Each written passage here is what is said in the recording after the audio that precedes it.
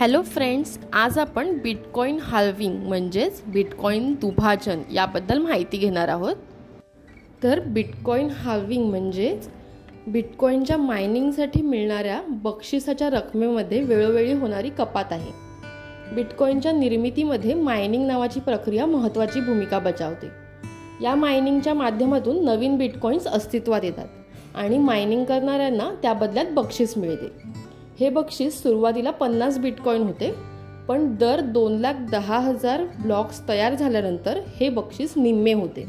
याच प्रक्रियेला बिटकॉइन दुभाजन किंवा बिटकॉइन हाल्विंग असे म्हणतात। हे दुभाजन साधारणपणे 4 वर्षांनी एकदा होते।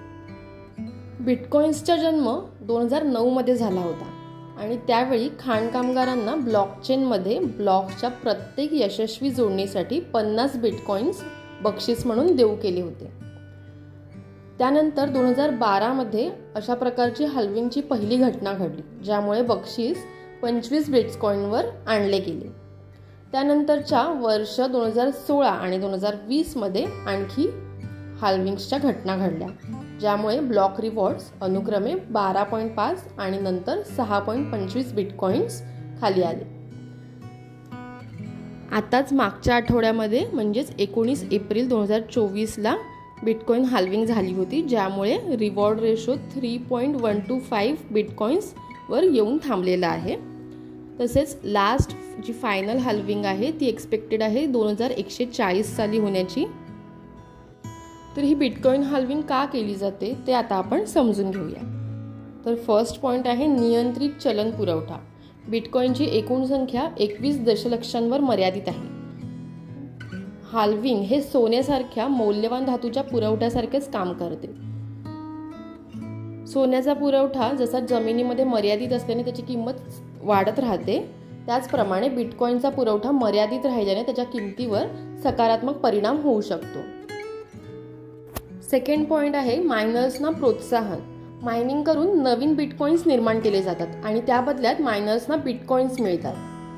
हाल्विंगमुळे बक्षीस कमी झाल्यानंतर मायनर्सना जास्तीत जास्त मायनिंग करण्याची गती येऊ शकते, कारण त्याचबरोबर त्यांचेही उत्पन्न वाढण्याची शक्यता असते। थर्ड पॉइंट बाजारात चढ उतार। दुभाजन जवळ येताना बिटकॉइन्सच्या किमतीत वाढ होण्याची शक्यता असते, कारण बिटकॉइन्सचा पुरवठा कमी होतो आणि मागणी स्थिर राहते किंवा वाढत राहते। परंतु हाल्विंग नंतर किंमत कमी होऊ शकते, कारण मायनर्सना मिळणारे उत्पन्न कमी होते। तर आता या बिटकॉइन हाल्विंगचा बिटकॉइन होल्डर्सवर कसा परिणाम होऊ शकतो ते आपण बघूया। तसं बघायला गेलं तर बिटकॉइन्सची प्राइस कमी जास्त होणं ही खूप वेगवेगळ्या गोष्टींवर अवलंबून असते, पण बिटकॉइन्सचा पुरवठा कमी होत असताना मागणी स्थिर राहिली किंवा वाढत राहिली तर किमती वाढण्याची शक्यता असते। तर बिटकॉइन हाल्विंगमुळे बिटकॉइन दुर्मिळ होतो आणि डिमांड अँड सप्लायच्या लॉनुसार दुर्मिळ वस्तूंच्या किमती वाढण्याकडेच नॅचरल टेंडन्सी असते। तसेच ही बिटकॉइन हाल्विंग जवळ येताना बिटकॉइनच्या किमतीत चढ उतार होण्याची शक्यता असते, कारण या इव्हेंट नंतर बिटकॉइनची फ्युचर प्राइस काय असेल याबद्दल सर्वांनाच उत्सुकता लागते। तसेच लॉंग टर्म इन्व्हेस्टमेंटच्या दृष्टिकोनातून बिटकॉइन्स दुभाजनामुळे किंवा बिटकॉइन्स हाल्विंगमुळे बिटकॉइनची किंमत वाढण्यास मदत होऊ शकते, ज्यामुळे बिटकॉइन होल्डर्सना चांगला फायदा होऊ शकतो।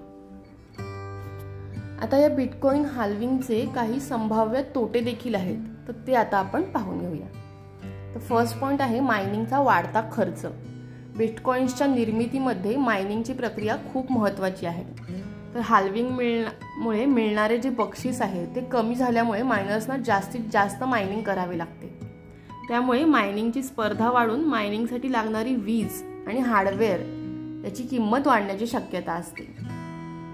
सेकंड पॉइंट आहे सेंट्रलायझेशनची वाढ। तर मायनिंग करताना आपण बघितलं की मोठ्या प्रमाणात वीज किंवा इलेक्ट्रिसिटी किंवा हार्डवेअरची गरज असते। तर हाल्विंगमुळे बक्षीस कमी झाल्यानंतर फक्त मोठ्या मायनिंग पूलनाच मायनिंग करणे परवडू शकते। यामुळे बिटकॉइन मायनिंगचे सेंट्रलायझेशन वाढण्याची शक्यता आहे। थर्ड पॉइंट आहे नेटवर्क सिक्युरिटी। बिटकॉइन्सच्या नेटवर्कची सिक्युरिटी मायनिंगच्या डिसेंट्रलायझेशनवर अवलंबून असते। जर मायनिंगचे सेंट्रलायझेशन वाढले तर हॅकर्सना नेटवर्कवर हल्ला करणे सोपे होऊ शकते। आय होप तुम्हाला या व्हिडिओमधून खूप काही शिकायला मिळाले असेल। व्हिडिओ आवडला असेल तर लाईक करा, तुमच्या फ्रेंड्स आणि रिलेटिव्ह सोबत शेअर करा। जर तुम्ही प्रथमच माझ्या चॅनलवर आला असाल तर सबस्क्राईब करा आणि शेजारील बेल आयकन देखील क्लिक करा, ज्यामुळे तुम्हाला सर्वात आधी माझे व्हिडिओज पाहता येतील. Thank you for watching.